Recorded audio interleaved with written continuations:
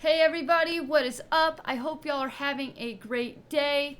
So I am Spark Hope, and I have been playing a Nuzlocke of Pokemon Legends ZA since about a week after it came out, and I wanted to give y'all an update on the rules before we get into the run recaps. So, these are our Nuzlocke rules. So, first things first, rule 0, have fun. At the end of the day, it's a game. You can make your own rules or adjust the rules I set. However, these are the rules that I personally am using for my run. The run does not officially start until you receive Pokeballs. After that point, any fainted Pokemon are no longer usable and the run is able to be lost. AKA, if you lose your starter in one of those initial battles, it's fine. Pokemon capture rules. You're only allowed to capture one Pokemon per area. All encounters are random. I use a wheel to determine my encounter. You must declare your capture before attempting to catch it.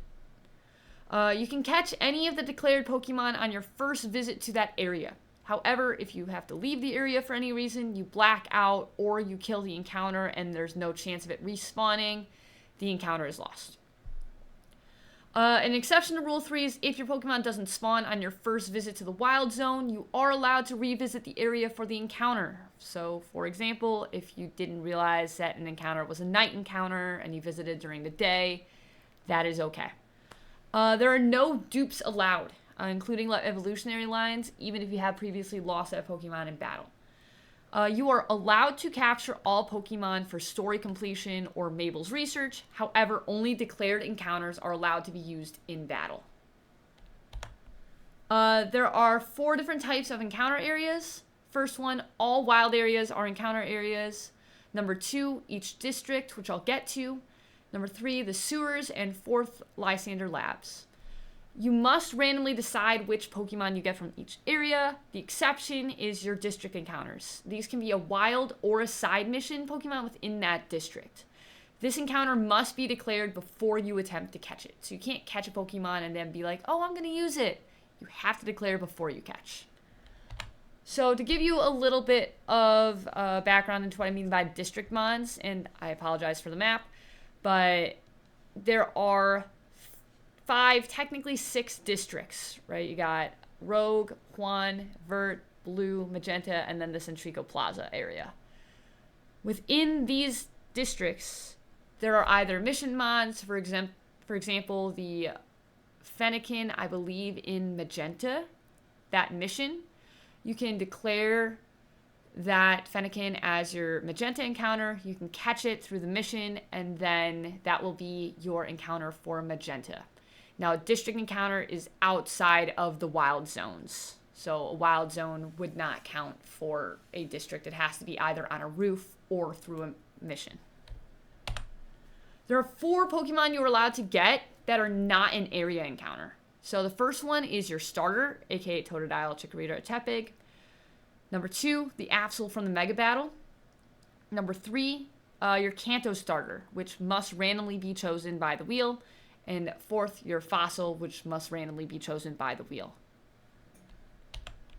Shiny Claws. In the case you run into a shiny Pokemon, even if you have it already, you are allowed to capture and use it.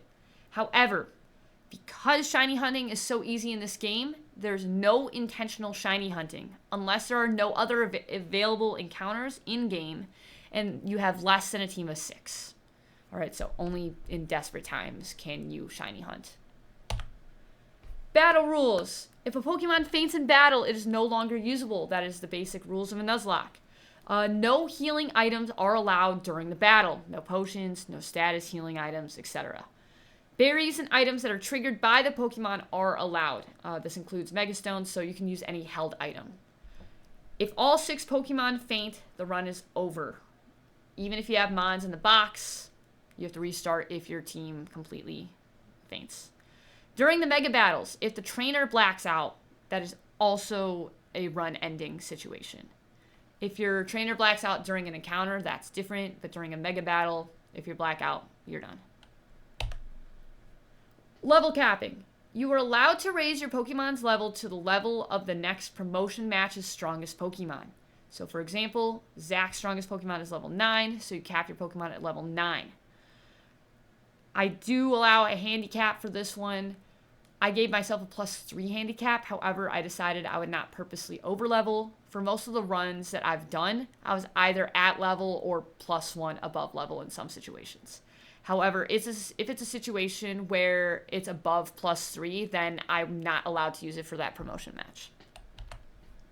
For endgame, I have not gotten endgame yet, but there's a really long battle sequence. You can heal in between battle sequences. However, if you're in a battle, healing items cannot be used. I haven't gotten to the endgame yet, so there may be some other clauses added. However, my main goal is just to not black out. There's some other Nuzlocke ideas I've heard from friends and stuff. So nature Nuzlocke, so all Pokemon have the same nature. A type Nuzlocke, all Pokemon have the same typing. Shiny only. Or like an underleveled Nuzlocke, so you have to go into each promotion match underleveled. So those are just some other ideas to make it challenging, but these were the ideas that I originally had. So yeah, those are my rules. Good luck, have some fun. And then just as a disclaimer, all these images were from Google Slides stock images, besides the map and the ZA logo. Those all rights are to Nintendo for the game, the creation of the Pokemon, and that. So thank y'all for watching. I hope y'all enjoy your Nuzlocke, and yeah, have a great night.